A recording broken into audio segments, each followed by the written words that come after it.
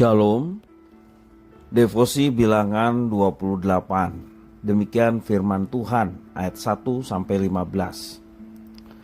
Tuhan berfirman kepada Musa, "Perintahkanlah kepada orang Israel dan katakanlah kepada mereka, dengan setia dan pada waktu yang ditetapkan haruslah kamu mempersembahkan persembahan-persembahan kepadaku sebagai santapanku, berupa korban api-apian yang baunya menyenangkan bagiku. Katakanlah kepada mereka, inilah korban api-apian yang harus kamu persembahkan kepada Tuhan. 2 ekor domba berumur setahun yang tidak bercela setiap hari sebagai korban bakaran yang tetap. Domba yang satu haruslah kau olah pada waktu pagi. Domba yang lain haruslah kau olah pada waktu senja. Juga 1/10 eva tepung yang terbaik untuk korban sajian, diolah dengan 1/4 hin minyak tumbuk. Itulah korban bakaran yang tetap yang diolah pertama kali di atas gunung Sinai menjadi bau yang menyenangkan, suatu korban api-apian bagi Tuhan. Dan korban curahannya ialah 1/4 hin untuk setiap domba. Curahkanlah minuman yang memabukkan sebagai korban curahan bagi Tuhan di tempat kudus. Dan domba yang lain haruslah kau olah pada waktu senja, sama seperti korban sajian pada waktu pagi, dan sama seperti korban curahannya haruslah engkau mengolahnya sebagai korban api-apian yang baunya menyenangkan bagi Tuhan. Pada hari Sabat, 2 ekor domba berumur setahun tidak bercela, dan 2/10 eva tepung yang terbaik sebagai korban sajian diolah dengan minyak serta dengan korban curahannya. Itulah korban bakaran Sabat pada tiap-tiap Sabat, di samping korban bakaran yang tetap dan korban curahannya. Pada bulan barumu haruslah kamu mempersembahkan sebagai korban bakaran kepada Tuhan 2 ekor lembu jantan muda, 1 ekor domba jantan, 7 ekor domba berumur setahun yang tidak bercela, dan juga 3/10 eva tepung yang terbaik sebagai korban sajian diolah dengan minyak untuk tiap-tiap lembu jantan, serta 2/10 eva tepung yang terbaik sebagai korban sajian diolah dengan minyak untuk domba jantan yang 1 ekor itu, serta 1/10 eva tepung yang terbaik sebagai korban sajian diolah dengan minyak untuk tiap-tiap domba. Itulah suatu korban bakaran, bau yang menyenangkan, suatu korban api-apian bagi Tuhan. Dan korban-korban curahannya haruslah untuk 1 ekor lembu jantan, 1/2 hin anggur, untuk 1 ekor domba jantan 1/3 hin, dan untuk 1 ekor domba 1/4 hin. Itulah korban bakaran pada setiap bulan baru dalam setahun.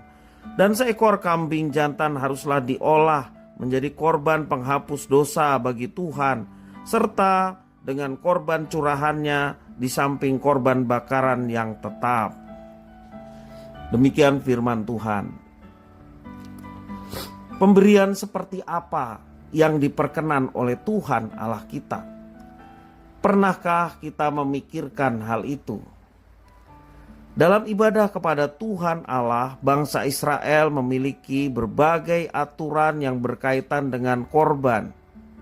Ini tertulis dalam teks firman Tuhan, baik hari ini maupun besok. Dalam Bilangan pasal 28 dan 29, yang memuat peraturan untuk korban yang harus dipersembahkan umat di tanah perjanjian. Dari teks firman Tuhan yang kita baca hari ini, korban tersebut dapat dibagi dalam berbagai jenis. Yang pertama, korban umum, berupa korban makanan yang setiap pagi dan sore harus dipersembahkan kepada Tuhan Allah. Yang kedua adalah korban pada hari Sabat yang dipersembahkan tiap minggu dalam ibadah kepada Tuhan. Dan korban yang ketiga adalah korban pada pesta bulan baru yang dipersembahkan tiap bulan pertama dalam menyambut tahun baru. Ketiga korban ini melibatkan korban bakaran, yakni domba jantan, lembu jantan, dan domba yang tidak bercela, dan korban sajian berupa tepung yang terbaik, serta korban curahan, yakni anggur atau minuman yang memabukkan, dikatakan di situ. Semuanya harus dicurahkan di tempat yang kudus bagi Tuhan. Korban seperti inilah yang disebut sebagai korban api-apian, korban yang baunya menyenangkan Tuhan. Dalam ayat 2 dan 13 menjelaskan demikian. Bangsa Israel tidak boleh mempersembahkan hal-hal yang lain. Apa yang disajikan ini menunjukkan bahwa Tuhan Allah Israel menghendaki persembahan yang terbaik dari umatnya. Sekalipun kita pada zaman sekarang sebagai umat Tuhan yang baru, kita tidak lagi mengadakan korban seperti yang dilakukan oleh bangsa Israel. Kita perlu melihat persembahan kita selama ini yang kita persembahkan kepada Tuhan. Sudahkah kita memberikan yang terbaik kepada Tuhan? Ataukah kita hanya memberikan sisa-sisa saja bagi Tuhan? Tuhan Allah telah memberikan banyak berkat kepada kita. Dari anugerah keselamatan hingga berkat pemeliharaan setiap hari. Kalau hari ini kita ada, sesungguhnya semua karena berkat dan anugerah Tuhan. Juga penyertaan yang sungguh nyata kita alami dari hari ke hari. Tuhan telah memberikan semuanya itu kepada kita. Dibandingkan dengan pemberian Tuhan, tidak ada yang terlalu besar untuk kita serahkan sebagai persembahan yang berkenan kepada Tuhan. Tidak ada yang lebih besar dari berkat Tuhan itu sendiri yang dicurahkan kepada kita. Marilah kita membangun tekad di dalam diri kita untuk memberikan yang terbaik kepada Tuhan. Entah itu berupa persembahan persepuluhan dari semua berkat yang dipercayakan Tuhan kepada kita, atau persembahan-persembahan khusus, persembahan-persembahan yang kita berikan kepada Tuhan. Juga bisa berupa uang atau materi, bisa juga mempersembahkan tenaga dan waktu kita sebagai pengabdian kita kepada Tuhan yang sudah memberkati kita.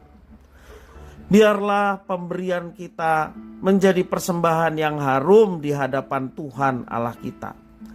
Pergunakanlah seluruh hidup kita untuk kemuliaan Tuhan.